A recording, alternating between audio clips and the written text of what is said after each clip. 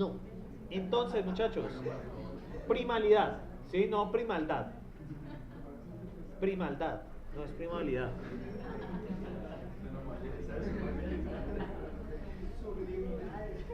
Ay, Dios. Muchachos, entonces, los algoritmos en la criptografía requerimos utilizar números primos. De hecho, los RCA, ¿han escuchado la codificación RCA? Utiliza un número primo para la codificación de las llaves primarias, la llave pública y llave privada. En fin. ¿Sí? Mayor información, hagan un curso en Coursera. ¿Sí? Bien. Entonces, ¿qué pasa en criptografía? Muchachos, me avisan pues para continuar. ¿Ya puedo? Bien. Entonces, yo quiero publicar un mensaje. Por ejemplo, usted quiere una comunicación entre dos personas en WhatsApp, ¿sí? Entonces usted le va a decir a la persona, hey, tengo algo importante que decirte, ¿sí? Entonces, eso se envía a través de una red pública. Y eso es realmente cuando ustedes, cuando ustedes vieron fundamentos de redes, que uno puede ver todo el tráfico de red, ¿sí? De hecho, ustedes pueden hacer la prueba en su casa y si tienen algún hermanito y tienen sospechas de que está revisando alguna página, pueden hacerlo. ¿O no lo han hecho? Con Whitechat. Uno puede ver qué páginas están viendo las personas y uno se lleva sorpresas, ¿sí? Entonces, ¿qué pasa ahí? Pues realmente si por ejemplo WhatsApp implementó la encriptación. Realmente cuando usted establece una comunicación con alguien en WhatsApp, por ejemplo, cada uno tiene una llave, ¿sí? Y bajo esa llave se codifica para que nadie más pueda descifrar el mensaje, ¿sí? Esa es la idea. Porque usted le dice, no, tengo algo importante que decirle, usted no quisiera pues que todo el mundo se diera cuenta, ¿cierto? Sí, tengo algo importante que decirte, debo cobrarte la plata que me prestaste, ¿sí? Entonces, la idea es conservar en privado la información que se desea codificar. O sea, yo deseo que solamente yo y la persona que le envió el mensaje son los únicos que pueden decodificarlo, o sea, que puedan entenderlo. ¿Y cómo funciona esto? Uno codifica un mensaje y lo envía de forma pública. ¿Qué quiere decir de forma pública? Usted lo envía a través de toda la red, ¿sí? Y de hecho, si uno tiene un programa con Wireshark y si los mensajes no están codificados, uno puede leer qué están haciendo. Entonces uno podía leer pues anteriormente las conversaciones de Facebook, ¿cierto? A través de eso. Antes, no ahora. Sí, para que sepan ahí. Porque lo que pasa es que como se enviaba en código ASCII, entonces pues, ¿ya? La privacidad es un mito, ¿sí? Entonces, y de hecho, si usted tiene una estrategia, si usted logró romper el algoritmo de codificación, usted sencillamente coloca un escáner en la red y ve los paquetes. Y uno puede ver en el header, puede ver la IP, puede ver todo.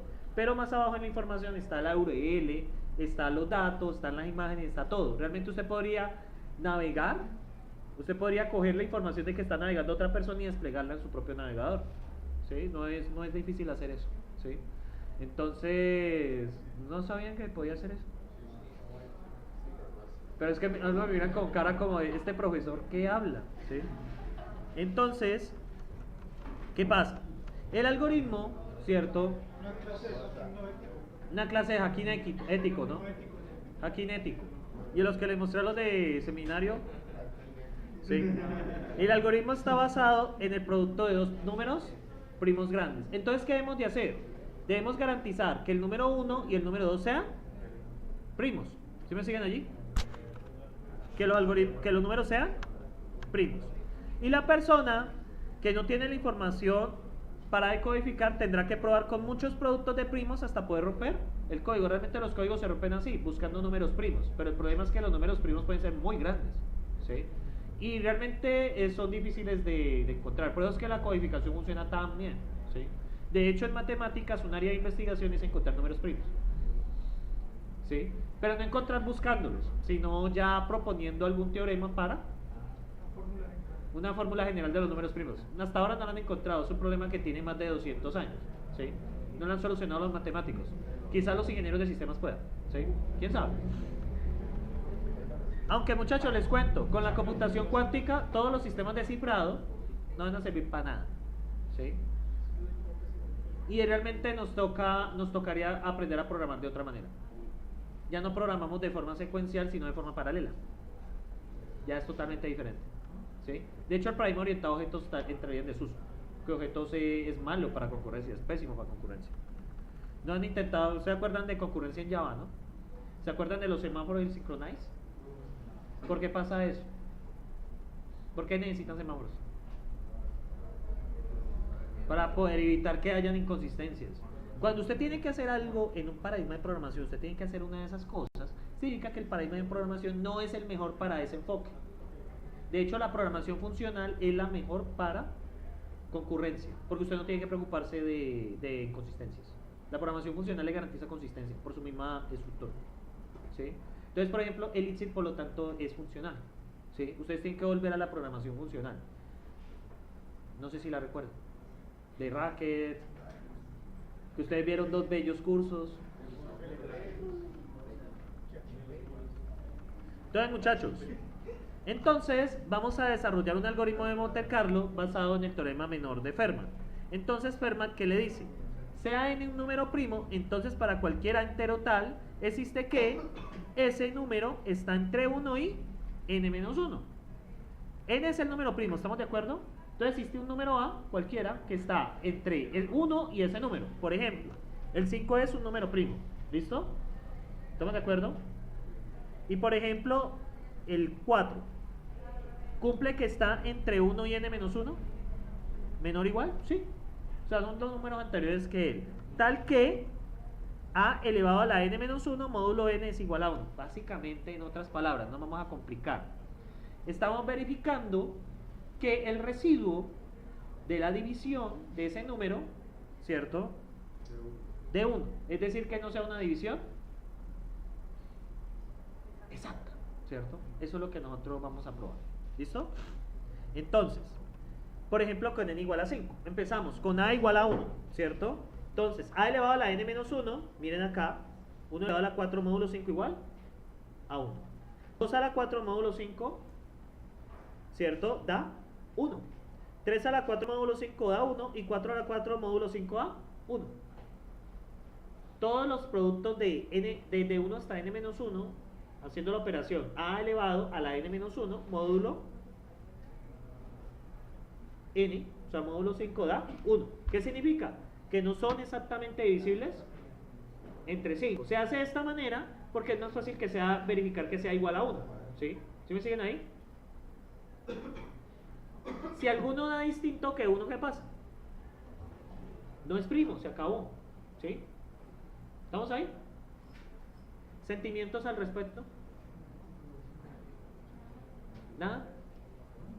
Yo los veo más como distraídos. ¿Qué están pensando en proyectos? Ya igual esto ya va a acabar, tranquilos.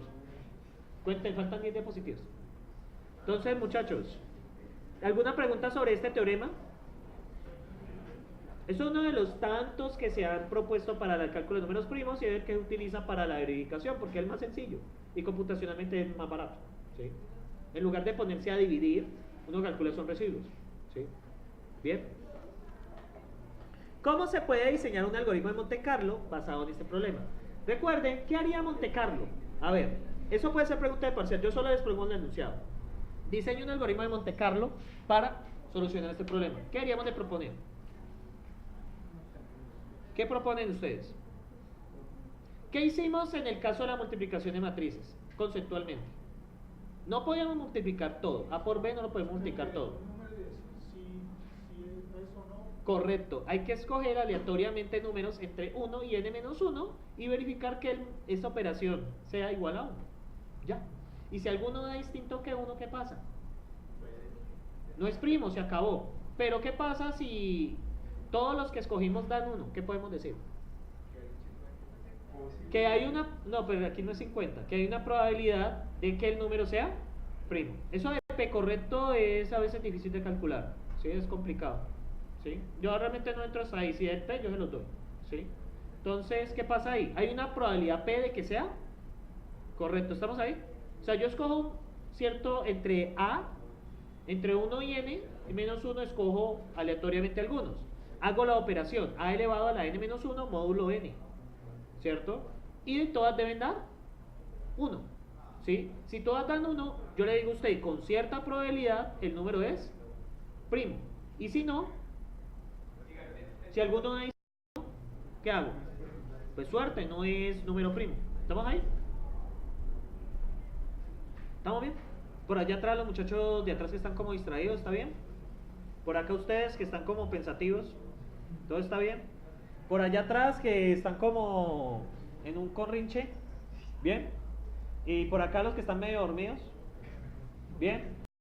No, ustedes, yo, a lo que es Blandón y ustedes difícil mantenerlos despiertos, ya me rendí, ¿sí?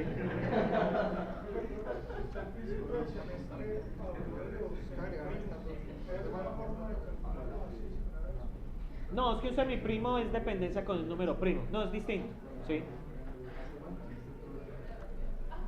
No, hay gente que yo ya me rendí, yo ya sé que aprenden dormidos, ¿sí? Entonces, muchachos, ¿qué vamos a hacer? Entonces, si n es un entero y si n es primo, entonces se tiene que escoger entre 2 y n menos 1 y cumplir que esto acá.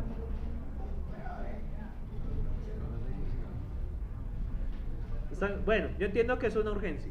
Sí. Entonces, a n a la menos 1 módulo n igual a 1, eso es lo que estábamos haciendo. ¿Y la negación cuál es? Si existe al menos un número entero entre 1 y n menos 1 que no cumpla el módulo, ¿qué pasa? No es primo. Eso ya lo había dicho. Entonces, ¿cómo es el algoritmo de Fermat? ¿Cierto? Por ejemplo, a ustedes les tocaría mirar esto, ¿cierto? ¿Sí? O sea, pues por ejemplo yo podría poner un problema así. Entonces diseño un método de Monte Carlo para, pero básicamente es lo mismo, es tanteo. Yo tengo una hipótesis. ¿Cuál es la hipótesis aquí? ¿Cuál es la hipótesis? Que es primo. Y yo le doy una forma de saber si es primo. Y usted lo tiene que calcular para todos, pero es que es muy costoso calcularlo para todos. Entonces ¿yo qué hago? Escojo aleatoriamente. Correctamente. Entonces, muchachos, genero un número aleatorio entre ¿qué? 2 y n menos 1. Realmente el 1 siempre le da 1, entonces pues se saltan eso. Y evalúo ¿qué?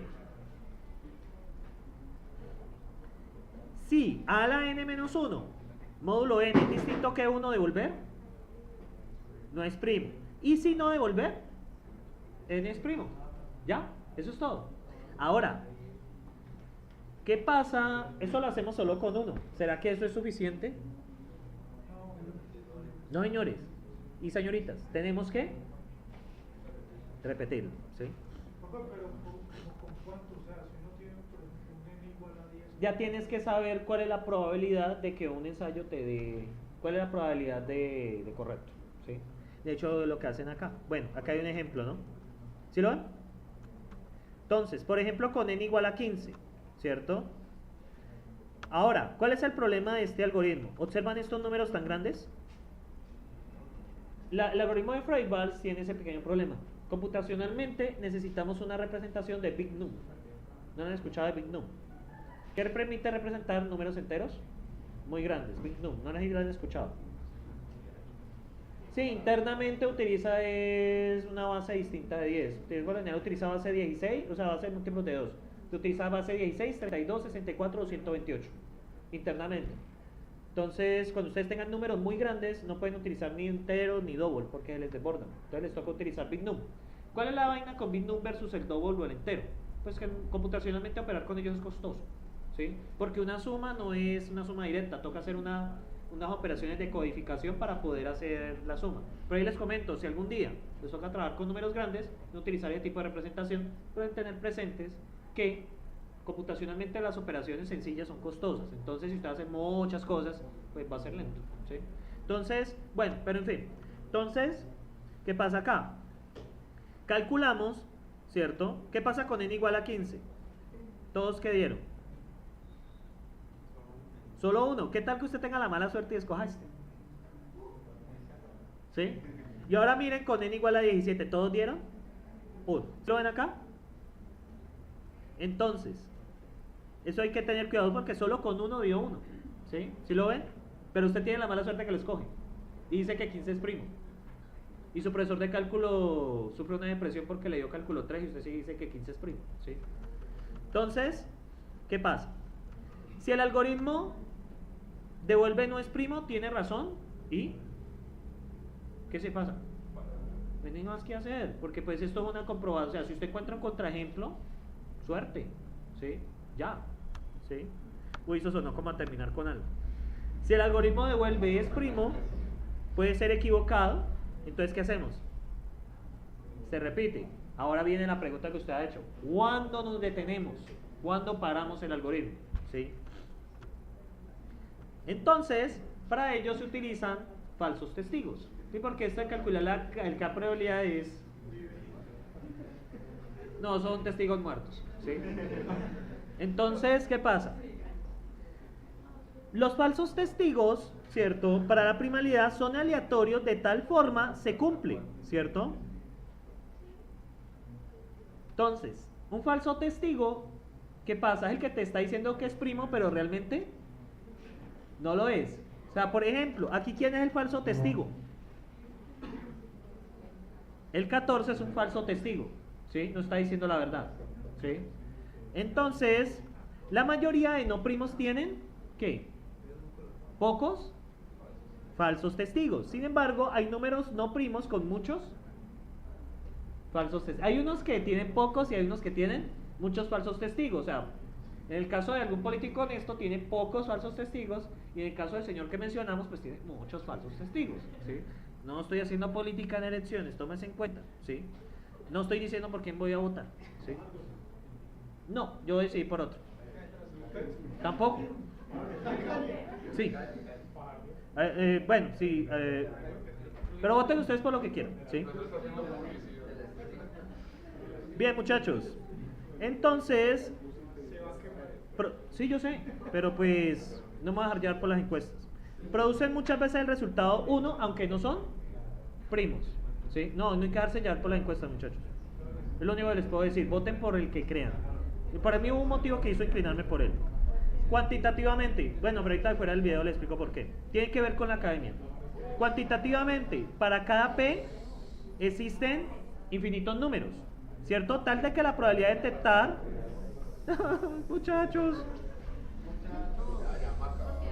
déjenme acabar simulación. Yo sé que ya quieren acabar, pero déjenme acabar.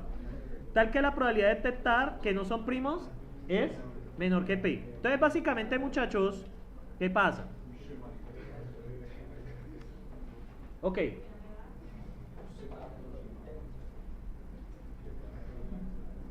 Bueno, seguimos. Entonces, muchachos, lo que pasa es que para cada P existen números infinitos. Es decir, para tratar de encontrar una probabilidad dada, es difícil dar un valor aceptado, ¿cierto? Entonces, ¿qué pasa?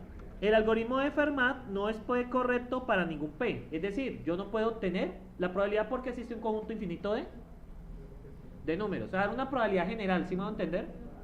Porque yo puedo examinar cualquier número en la recta. ¿Estamos allí? Yo no puedo saber a ciencia cierta cuántos números debo analizar. Primera razón. Pues lo que hablan de los falsos testigos. Hay números con pocos falsos testigos. Va a pegar la risa. Número 2, ¿cierto?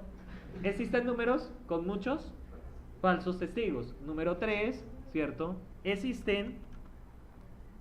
Cuantitativamente existen infinitos números, ¿cierto? O sea, ¿yo cómo hago para dar un general? O sea, decir que el algoritmo es .5 correcto o .3 correcto. ¿Sí me dan allí? Entonces, se hace una extensión del teorema de Fermat para poder hacer eso. Obviamente, pues cuando sea el parcial, si hay un problema de estos, pues va a estar medido para que ustedes apenas están aprendiendo, etcétera, etcétera, etcétera. Entonces, sea n un número entero, si es primo representado en la forma n es igual a 2st más 1, entonces para cada a entre n igual a 2 se tiene. Entonces, muchachos, el número primo yo lo puedo representar de esta manera. 2 a la s por t más 1. ¿Estamos de acuerdo? A ver qué le sucede. Bien.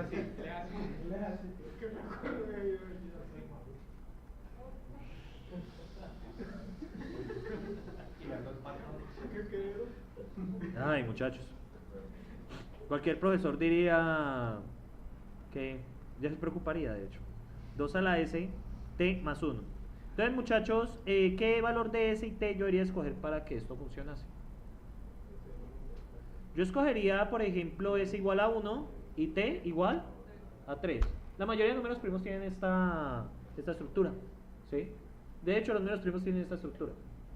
De acuerdo al teorema de Fermat, es que Fermat fue un gran matemático que se dedicó a estudiar números primos. De hecho, en matemática pura hay un curso dedicado a él. ¿Sí?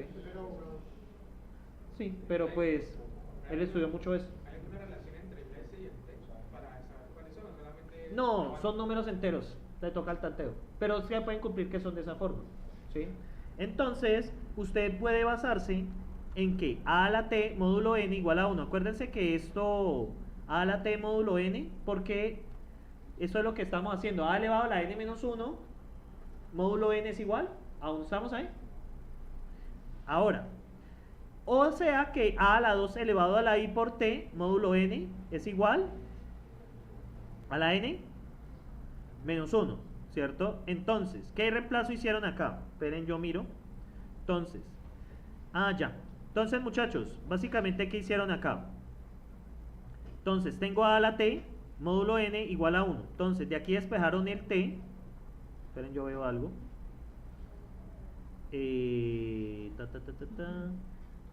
Venga, yo miro acá.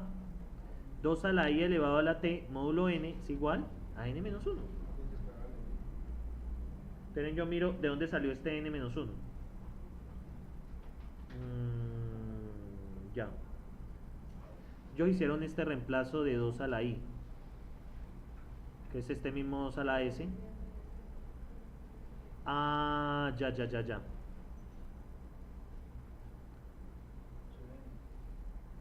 Ya. Ya la cogí. ¿Cómo? No, no tiene nada que... No, eso es algo matemático. Por eso es que estaba pensando. Sí, correcto. Eso es lo que iba a decir. Lo que pasa es que como restaron 1, entonces si a este le restó 1, ¿qué número queda? N menos 1. Si yo hago n menos 1 módulo n, ¿qué me debe dar? O sea, n menos 1. Si resté 1 a n y hago módulo n con él, ¿qué me debe dar? No, eso tiene un resultado fijo. Por ejemplo, 4 módulo 5. ¿Cuánto da? 4. 6 módulo 7. 6. Si usted coge el anterior número y le saca módulo con el número, le va a dar el mismo número. Porque es el justo anterior al que le dé la división exacta. ¿Sí me siguen? Es eso. Entonces por eso sacan, o sea, le restaron 1 a ambos lados. Entonces por eso sale que ya no es n sino n menos 1. Por eso es que el módulo da n menos 1. ¿Sí me siguen allí? Hasta ahí les puedo explicar, digamos, esa parte. Por eso es lo que hicieron acá. Por eso es muy matemático. Entonces, para un i tal que, bueno, 0 menor o igual que s. Ahora, ¿cuál es la negación? Existe un entero impar de la forma, ¿cierto? Tal que el módulo es distinto. Es distinto que 1, ¿cierto? Y el módulo es igual a n menos 1. ¿Sí? O sea, cumple que es el anterior, pero puede, o sea, no necesariamente es el anterior, sino que es el justo anterior a los números que son múltiplos de él. Por ejemplo, ¿cuáles son los múltiplos de 4? ¿Cuál es el siguiente múltiplo? Entonces, tenemos, ¿cuáles son los números que dan n menos 1 módulo n? En el caso sería para 5. Por ejemplo, x módulo 5. Entonces, ¿quiénes dan justo n menos 1? Sería 4, ¿cuál es el otro? 9. ¿Cuál es el otro? 14. ¿Cuál es el otro? 19. ¿Me siguen ahí? ¿Sí? Entonces, bueno, esa es la negación. Entonces miremos un ejemplo, ¿cierto? Entonces observen este. Observen este, muchachos. Creo que en este ejemplo se entiende mejor. Entonces, tenemos que n es igual a 13, ¿cierto? ¿Cómo lo podemos representar? 2 elevado a la 2 por 3 más 1. ¿Cuánto vale s? ¿Vale? 2. ¿Y cuánto vale t? Vale 3. Recuerden que es 2 elevado a la s por t. Entonces, ¿cuánto es a la t módulo n? Observen acá. 8, 1, 12. 8, 5, 5, 5, 1, 12. ¿Y cuánto es a la 2t módulo n? Si ustedes observan, da n menos 1. ¿Sí lo ven? Entonces, nuestro conjunto de estudio vienen siendo estos de acá, que cumplen las dos condiciones. Observen acá, muchachos. ¿Qué pasa con esto? Observen que con este método de Fermat se reducen los falsos testigos, ¿sí? ¿Por qué? Observen este módulo acá que está dando. 1, ¿sí lo ven? Pero el módulo de acá da distinto de, o sea, los que no están representados acá dan distinto de 12. ¿Me siguen allí? Simplemente miren la técnica, ¿sí? ¿Sí ven la técnica allí? Entonces, con este método, ¿qué se están reduciendo? Los falsos testigos. Por ejemplo, este 9 es un falso testigo, ¿sí? Ese 9 se fue para cierta campaña, ¿sí? Entonces, ¿qué pasa con esto? Con esta técnica se reducen los falsos testigos, ¿sí? Entonces, observemos acá. Entonces, por ejemplo, n', 13 es primo, ¿sí lo ven? 13 es primo, y aplicamos la técnica. Entonces da 8, aquí el módulo n da... Entonces si ven... No, esperen, yo miro algo. Puta vida. Creo que les dije mal. Esperen, yo miro algo.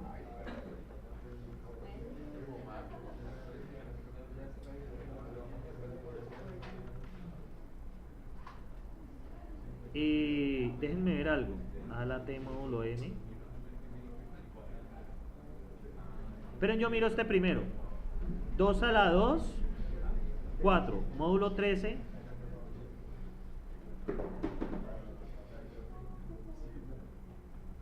T es 3.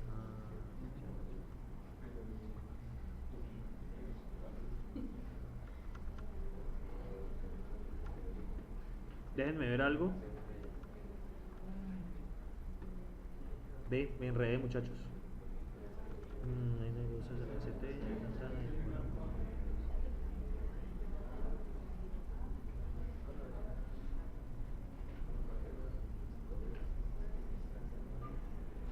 Ah, ya.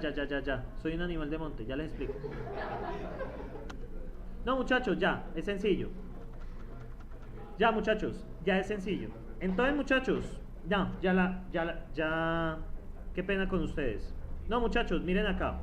Cuando a la t módulo n es igual a 1, verificamos que a la 2 y t de n es igual a n menos 1. Entonces, debemos revisar aquí que es igual.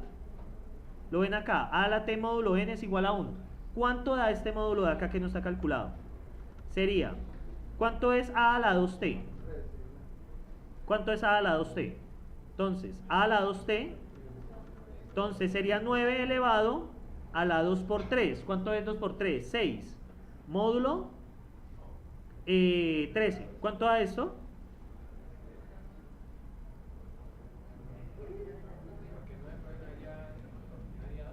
No, 9. Sí, mira la fórmula.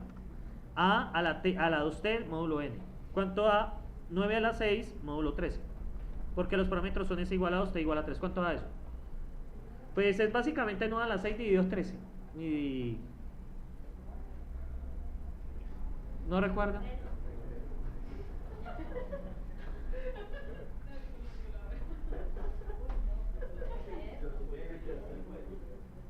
Muchachos, yo voy a utilizar un ayudante.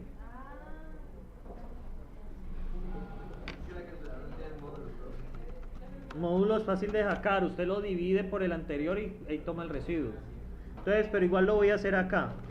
9 elevado a la 6, ¿cierto? Módulo 13. Entonces módulo no está, es porcentaje. 1. ¿Lo ven? Ay, qué pena. 1. ¿Lo ven? 9 a la 6. ¿Sí?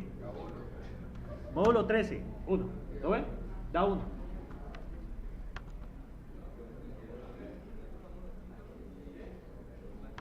Entonces, aquí este módulo da 1. Entonces, muchachos, ¿qué debe cumplir esto? ¿Cierto? Entonces, ya. Entonces, muchachos, debe cumplir que a la t módulo n es igual a 1 o 2 a la i t módulo n es igual a n menos 1. Observen acá. ¿Cuánto dio el módulo acá? Dio distinto que 12, ¿no? ¿Cuánto debería dar este? Calculemos estos módulos de acá. ¿Cuánto da? Este de aquí es 3 a la 2 por t, que sería 3 a la 6, módulo 13. Como tengo pereza, muchachos, hagámoslo de otra manera. Entonces, vamos a hacer un for. ¿Da 1 también? Este da 1. ¿Cuánto da el otro? Con 12. No. 3 a la... Entonces este da 1. 3 a la 4. Módulo. B, 4 a la 4. 4 a la 6. Módulo 13. ¿Cuánto da ese? 4 a la 6, módulo 13. Pues yo acá lo hago. Da 1 también. Entonces estos están dando 1. Y este D a la 10. ¿Cuánto da? Déjenme ver. Sería 10 a la 6. Módulo 13. ¿También? Da 1. ¿Sí pillan? Entonces, muchachos, si ustedes ven, da n-1 o da 1. ¿Lo ven? ¿Ya? Acá hay que no. ¿Y aquí qué pasa? Cuando no es primo. Caen valores diferentes. ¿Quién es n-1 acá? 20, ¿no? ¿Dónde está el 20? En ninguna parte. ¿Y acá alguno da 1?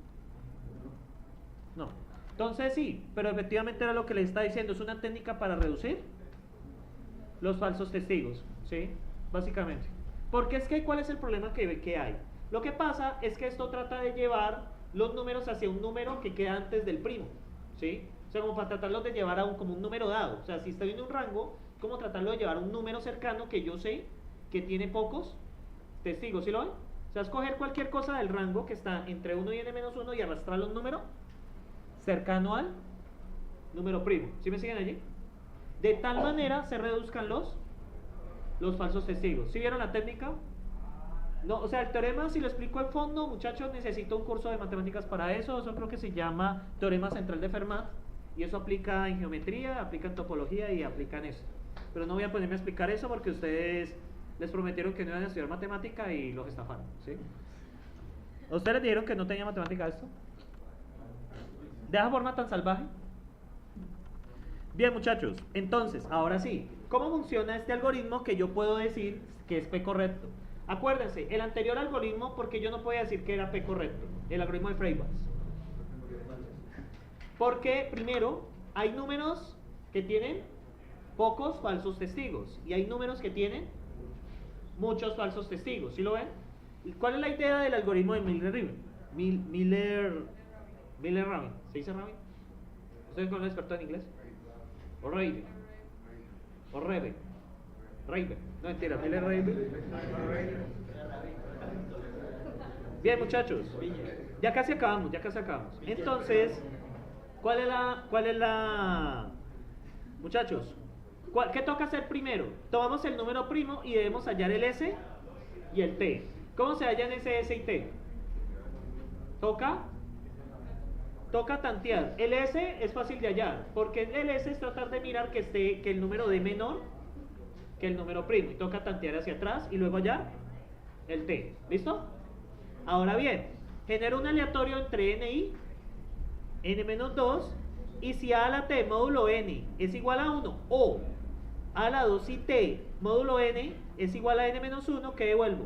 N es primo. En otro caso, ¿qué devuelvo? N no es primo. ¿Qué pasa con esta técnica? Pues de nuevo se redujeron los falsos testigos. Eso es solo ilustrativo, porque en un parcial pues no va a salir una cosa así, ¿sí? Porque ustedes tendrían que saber el teorema central de Fermat. Y eso lo eran en el enseñado en cálculo 3, ¿no? Mentiras. Eso no, eso ya es de matemáticas especiales. No, eso ya... No, porque ese teorema pues turbe mucho en la primalidad y sirve en topología. ¿Cómo? Pero matemáticas especiales para matemáticas. Aunque nosotros, no, realmente nosotros nuestras matemáticas especiales son las dos discretas. Realmente las matemáticas discretas son nuestras matemáticas especiales. Porque son matemáticas únicamente para sistemas. Nada más que el curso no llama matemáticas especiales, sino matemáticas discretas. Otras universidades quizás lo encuentran como matemáticas especiales para ingeniería de sistemas. O matemáticas especiales para computación. Que ahí incluirían discretas 1, discretas 2 y métodos numéricos. ¿Sí? Realmente ustedes también los estafaron en eso. Ustedes verían aquí, es que matemáticas especiales. Uy, qué miedo. Cuando aquí les dieron 3. No dieron cuenta. Sí, eso pueden verse como matemáticas especiales. En el diseño curricular son para sistemas nomás. O sea, eso cualquier cosa especial es para algo específico. Entonces, muchachos, si el algoritmo devuelve que es primo, ¿qué pasa? ¿Está? Puede estar equivocado. ¿Y si vuelve no es primo? No es primo y ya, murió. Entonces, ¿qué pasa? Es una extensión del teorema de Fermat. Como yo les expliqué, ¿qué? Hay menos falsos testigos. Con ese cambio de variables que se utilizó, con ese cambio de variables que se utilizó, es correcto lo que dije, entonces se reducen los falsos testigos. Eso puede aplicarlo en la vida real, muchachos. Hacer un cambio de variable en algún proceso judicial, ¿sí? Consecuencia, muchachos, hay una demostración que no vamos a hacer aquí, que yo les digo que el algoritmo es ¿qué? 3/4 correcto. Dado que Miller es 3/4 correcto, la aplicación repetida aumenta la probabilidad de tener respuesta. Si yo quiero 99% de efectividad, 99%, ¿cuántas iteraciones debo de hacer?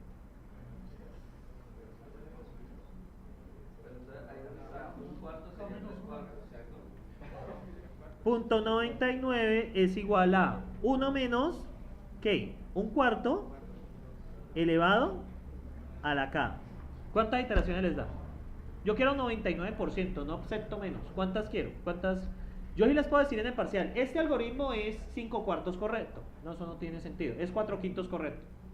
¿Cuántas veces debo repetirlo? Eso sí puedo decirles. ¿Listo? Entonces, hagan esta operación, muchachos, ustedes que son expertos en los logaritmos y cosas adyacentes.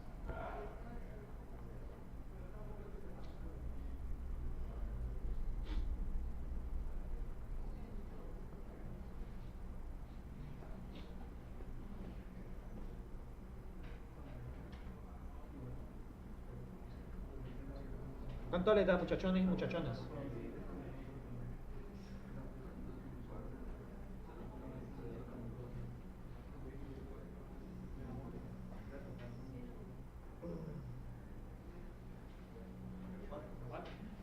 ¿4 iteraciones apenas? Ah, sí, porque es mayor la probabilidad. Dice 3 punto algo, ¿cierto? 4 iteraciones, eso sí es correcto. Porque como la probabilidad es mayor, se requiere menor número de iteraciones. Ahora, la demostración de eso, muchachos, no. ¿Sí? No, ¿sí? O sea, inclusive yo solo la leí y hasta ahí llego. Es demasiada matemática ya para mí, inclusive. Entonces, muchachos, ¿estamos de acuerdo? Entonces, ¿qué pasa? Ustedes sí pueden, en el parcial sí pueden analizar que el método, yo les puedo preguntar, ¿este algoritmo es P correcto? Entonces ustedes pueden responder sí o no. En el caso anterior, ¿por qué no era P correcto? Porque habían casos que tenían muchos testigos, falsos testigos, y habían casos que tenían pocos falsos testigos. Es decir, yo no tengo forma de saber exactamente para un n dado cuál es la probabilidad de acertar. Porque puede haber que la probabilidad cuando hay muchos falsos testigos es muy baja y cuando hay pocos falsos testigos es alta, ¿sí? Entonces yo tengo una probabilidad variable, ¿sí? Adicional que yo tengo un conjunto infinito de números, ¿sí?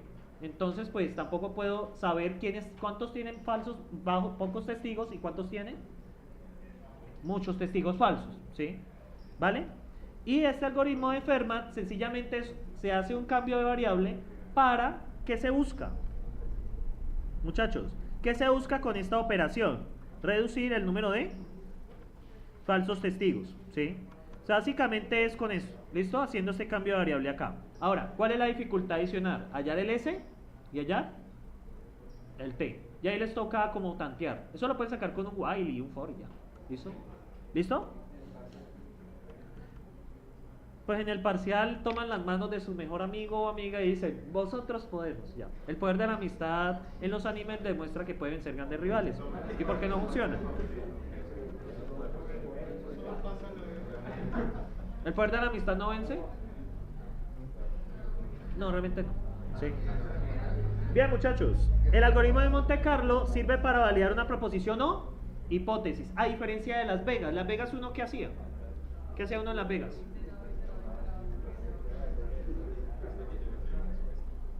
Tantea hasta encontrar una respuesta. Un algoritmo de Monte Carlo está seguro si la proposición es falsa. En este caso devuelve la respuesta correcta. No está seguro si no puede encontrar la contradicción. Y para que funcione el algoritmo se debe asegurar que es P correcto. Si es P correcto, se puede ampliar la ventaja estocástica y aplicar el algoritmo tantas veces para que el error sea pequeño como